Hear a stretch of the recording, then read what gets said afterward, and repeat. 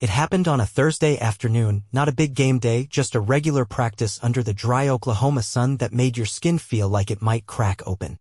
Eli Thompson stood outside the locker room, heart pounding like a war drum in his chest, fingers trembling as he held a piece of notebook paper he'd rewritten 6 times. His hand hovered in the air for too long before he finally slapped it against his locker door with a piece of tape and walked away before he could think twice. He didn't look back. He didn't want to see who was reading it first. Or who was laughing. Or who was about to make his life hell. He figured it was coming. He figured this was the moment the team turned on him. Because written in Sharpie, right there for the whole team to see, it said, "I'm transgender. I'm a guy. I've always been Eli." Just finally saying it out loud. The locker room went dead quiet. The sound of cleats on concrete, of joking and trash talk and slamming lockers, it all just stopped. Eli could feel every eye burning into the back of his neck as he grabbed his helmet. No one said anything. Not until Derek, the wide receiver, stepped forward and said in a voice louder than it needed to be, "So, he's still Eli, right?" A pause. Then a few nods. Someone mumbled "yeah" under their breath. Eli's heart was a brick in his throat, ready to choke him. Then came Coach Bryant's voice, gruff and gravelly like a worn-out tire, but solid. "He's still Eli. He still hits hard. Back to drills." That was it. The world didn't end. The field didn't open up and swallow him whole. Practice went on, but everything felt off balance. The silence that followed him wasn't the good kind. It was thick, hesitant. The next morning, walking into school was worse than any fourth-quarter fumble. Eyes followed him from every hallway corner like searchlights. Some people stared too long. Some looked away too fast. No one said anything to his face, but Eli could feel it crawling under his skin. During lunch, 2 girls whispered behind their hands at the next table. A sophomore on the JV team laughed when he walked by and muttered something Eli didn't catch, but the tone said enough. His body didn't feel like a threat anymore. It felt like a target. That night, dinner was a war zone in slow motion. His dad passed the mashed potatoes without a word. His mom stared at her plate like it had something profound to say. His sister asked to be excused before she even finished her cornbread. "So," his dad finally said, clearing his throat, this is real?" Eli nodded. "Yeah." His dad nodded back, eyes fixed on the salt shaker. "You still gonna play?" "That's the plan." That was it. Eli's mom didn't say a word. The air was thick enough to chew. That Friday, under the field lights, everything blurred. Eli tackled like he had something to prove. Because he did. Because everyone was watching. Because this was the only place he felt sure of who he was. In the third quarter, he flattened Wetumpka's quarterback so hard the kid coughed up the ball. The stands erupted. Teammates clapped him on the back like always. Coach pointed at him and grinned like a proud dad. "That's our boy," he hollered. But from the bleachers came a single shout, loud enough to slice through the cheers. "You're still a girl." Eli froze for half a second. Just half. Enough to know that the words landed like a gut punch. Coach didn't blink. "Focus, Thompson. Heads up." Eli nodded and kept playing. They won the game 27-14. In the locker room, everyone acted normal, more or less. Someone even tossed him a Gatorade. But when he got home, his dad only muttered, "Good hit," without looking at him. Eli nodded like it didn't matter. But it did. It mattered more than he wanted to admit. And it raised a question that stuck in his chest like a splinter he couldn't dig out. If this is what it's like now, what's gonna happen when the season ends? The folder had his name written in thick marker like it was a warning sign. E. Thompson, Athletic Participation Review. Eli sat across from Ms. Carson, a woman from the school board who looked like she'd walked straight out of a catalog, sharp suit, perfect posture, not a single hair out of place. Her smile was soft, but the kind that felt like it had teeth. "We're just here to talk," she said, flipping the folder open like it was nothing. But Eli saw the first page. Someone had printed out a screenshot of his announcement post. His heart thumped in his ears so loud he barely heard the rest. Something about policy, eligibility, district guidelines. The principal, Mr. Delaney, sat off to the side looking like he wanted to vanish into the wall. "We understand this is a sensitive situation," Ms. Carson said in a tone that made it clear she didn't care if it was or wasn't. "But you're technically in violation of the current gender participation policy for next season. We're reviewing whether you'll be allowed to continue playing." Eli blinked. "But I've already been playing all season." "That was before your announcement." She said it like the word announcement was something dirty. Now we're in new territory. When Eli left the office, his hands were clenched into fists and his throat burned. The rest of the day passed in a haze. Kids stared harder now, whispers louder, bolder. One kid in chemistry asked, "So do you still change in the same locker room?" Eli ignored him. But inside, the panic was spreading like wildfire. That night, he sat on the porch steps, picking at a crack in the wood with his thumbnail when his grandmother pulled up in her beat-up Buick. "Get in," she said. "We got thread to pick." He followed her to the basement of her church where the quilting circle met every Thursday night. 6 older women sat around a folding table stacked with fabric scraps and sugar cookies. Eli stood awkwardly at the door until one of them, Miss Geraldine, waved him in. "Sit down, son. We need young eyes to thread these needles." He didn't say much, but they didn't ask questions. They just let him be. Halfway through the evening, Miss Geraldine leaned over and said, "You're Eli. You're ours. That's all we care about." Her hand patted his. And in that moment, surrounded by church ladies and patchwork fabric, Eli felt more seen than he had all week. But the peace didn't last. The next day, the news hit faster than he could process it. The school board had scheduled a public forum to discuss student-athlete eligibility standards, open to the entire community. Coach pulled Eli aside after practice, his jaw tight. "You don't have to say anything," he said. "But if you want to speak, I'll be there." Eli didn't know what he wanted. He didn't want to beg to play the game that made him feel like himself. He didn't want to stand at a microphone and explain his entire identity to the same people who bought pies from his mom at the county fair. But that night, as he walked down Main Street, the town barber, Mr. Harlan, waved him over. "You gonna speak at that meeting, son?" Eli shrugged. "What if I mess it up?" Harlan snorted.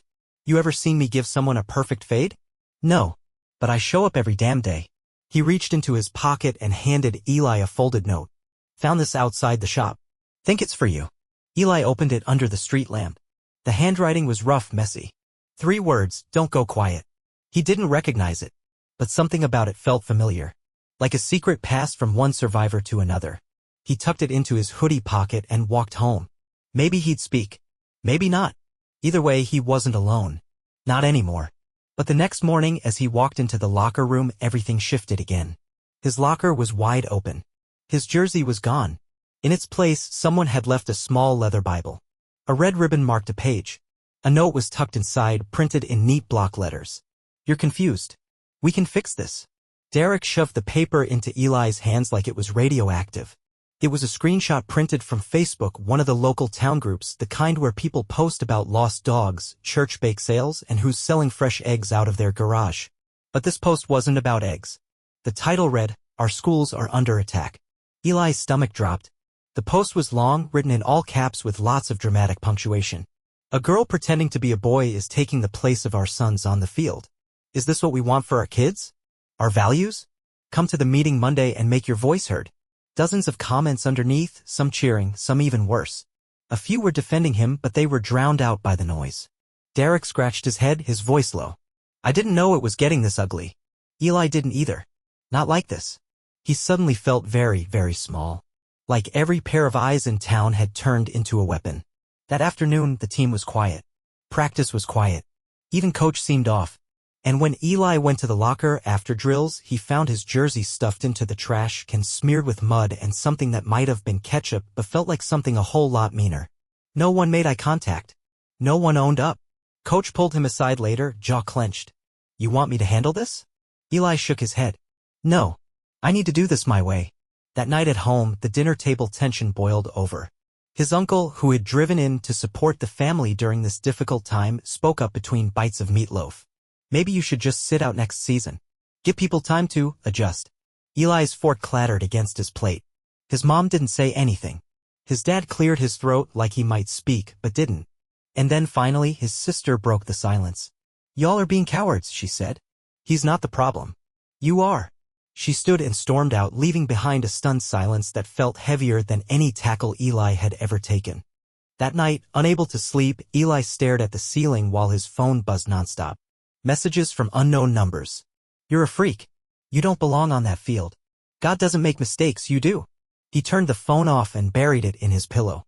But the worst part wasn't the threats. It was the silence from people who knew him, who had eaten burgers at his birthday party last year, who had cheered for him when he broke the sack record just 3 weeks ago. People he thought were on his side. Saturday morning, the church quilting circle sent a text, "Come help us finish the veterans blanket." When he arrived, they didn't ask questions. Miss Geraldine just handed him a thread and said, "Hearts break easier when you're holding them alone." Let us carry some. On the way home, his phone lit up again. A new number. One message. Don't go to that meeting. You'll regret it.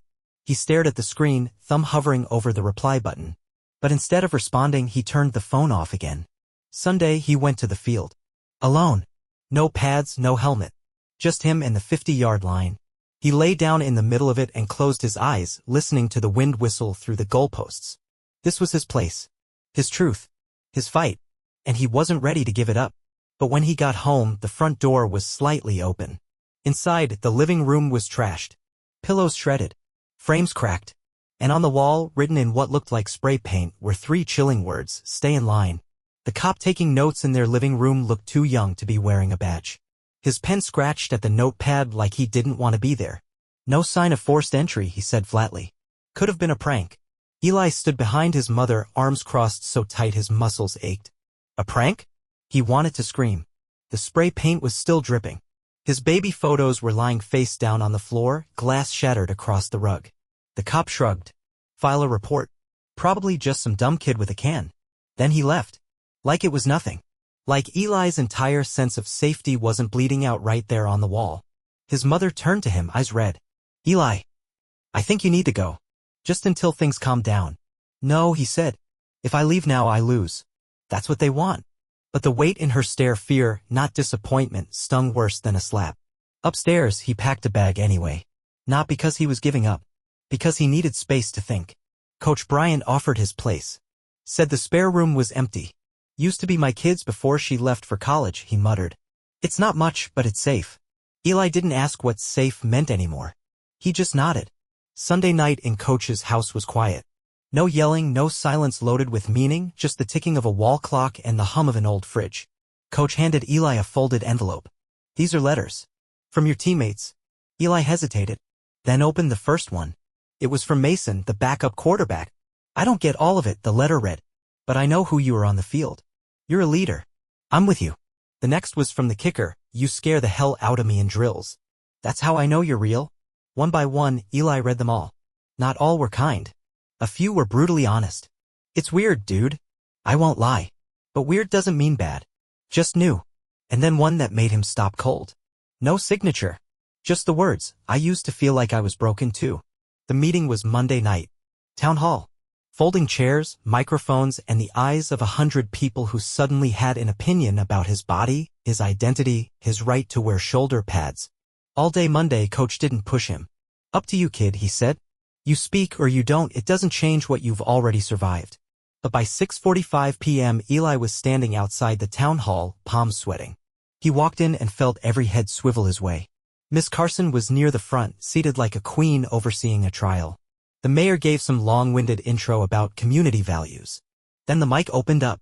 One by one, they lined up. Some to rant. Some to beg for the old days. A few to support. Miss Geraldine stood and said, I've known Eli since he was in diapers. You don't have to understand everything to love someone. A man in a camo hat shouted from the back, this ain't about love. It's about fairness. Eli stood. Walked to the mic. His hands were shaking. The room fell silent. You all know me, he said. I've played linebacker for 3 seasons. I've broken bones, bled on that field, brought home wins. I didn't change. I just stopped hiding. I'm not asking for special treatment. I'm asking for the chance to keep doing what I love. Someone near the back clapped. Then someone else. But others stayed stone-faced. Some whispered. Ms. Carson stood up, smoothing her blazer. Thank you, Eli, she said. The board will deliberate. She sounded like a judge about to hand down a sentence. Eli stepped down, heart pounding, vision blurry. The meeting wrapped. People began to leave. Coach clapped him on the shoulder. Proud of you. But just as they reached the doors, someone slipped an envelope into Eli's hand. No words. No eye contact. He opened it slowly. Inside was a photo. Blurry. Black and white. It showed Eli standing at his locker, taping up his letter weeks ago. The camera angle, above, hidden. And on the back of the photo, scrawled in pen, we see everything. The sound of nails pulling out of wood echoed in the early morning air as Coach yanked Eli's cleats from the front porch. He didn't say a word. Just held the shoes in one hand and the note in the other, reading it over and over like it might change. Eli stood behind him, arms crossed tight against the cold, wearing yesterday's hoodie and a look that said he hadn't slept. Run while you still can. That's what the note said. Someone had driven a nail straight through the middle of each shoe, pinning them to the wood like trophies. Coach finally spoke. "This town's got some rot in it," he said quietly. "Been there a long time. You just kicked over the wrong log." Eli swallowed hard. "What now?" Coach didn't answer. "Not really." Just went back inside and poured 2 mugs of black coffee. They sat at the kitchen table in silence, the air heavy. Coach finally looked up. "You're gonna keep playing, even if they say no?" Eli asked. "Especially if they say no." The school board was supposed to announce their decision by the end of the week. Eli had already gone back to practice. Quietly. Without a jersey. Without pads. Just to run drills and stay ready.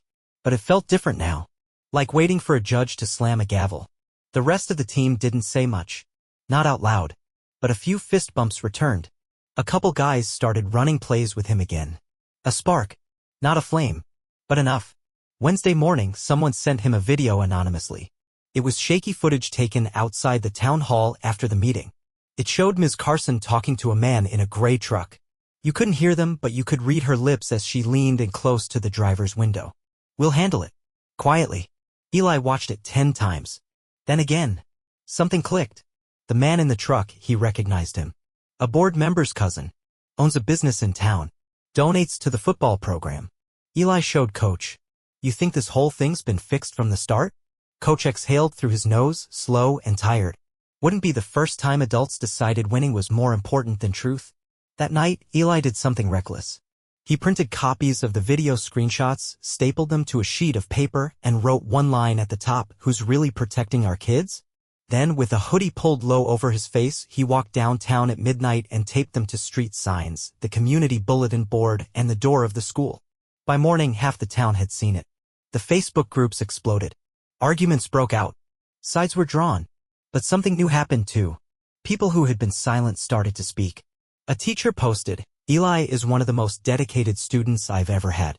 Let him play." A nurse chimed in, "Trans kids are still kids. Protect them."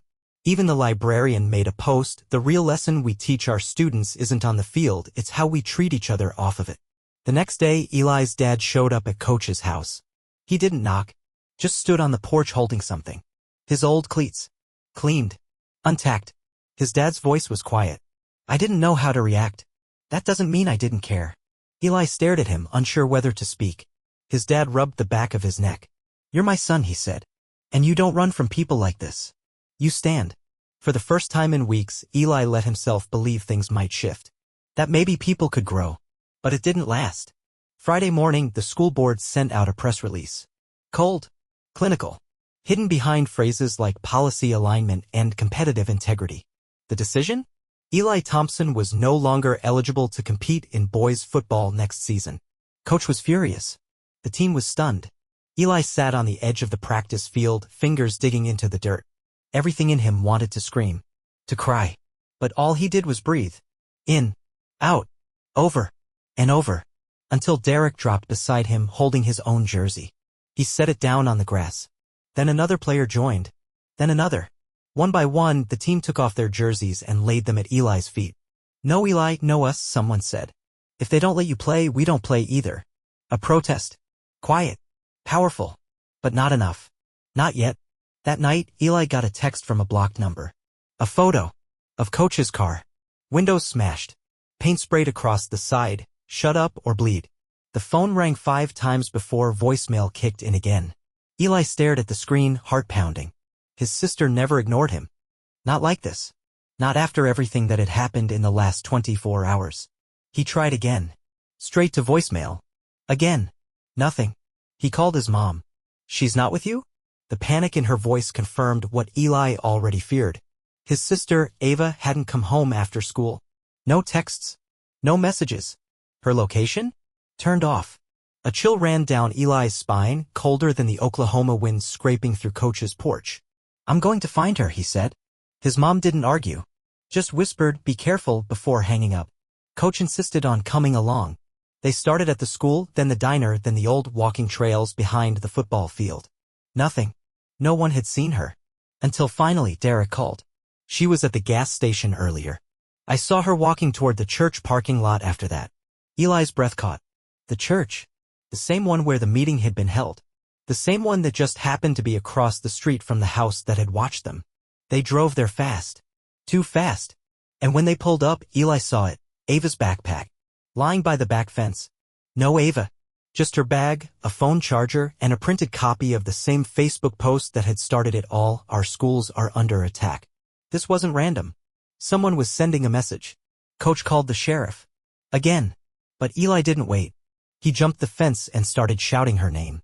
His voice cracked from panic and cold air echoing into the trees. Then, just when he was about to lose hope, he heard it. A faint sound. Crying. Behind the church, inside a broken-down storage shed. The door was chained shut but loose. He yanked it open. Ava was there. Curled up in the corner, face pale, eyes red. They followed me, she whispered. Said I was protecting a freak. Said I should know what it's like to be afraid. Eli dropped to his knees and held her.